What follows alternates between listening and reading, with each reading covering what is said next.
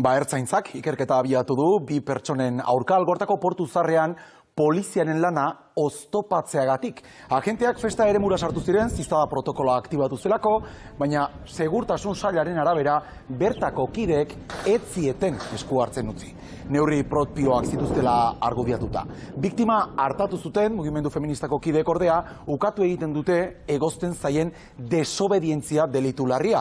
Eta une oro, biktimaren amarekin eta ertzaintzarekin modu koordinatuan aritu zirela diote.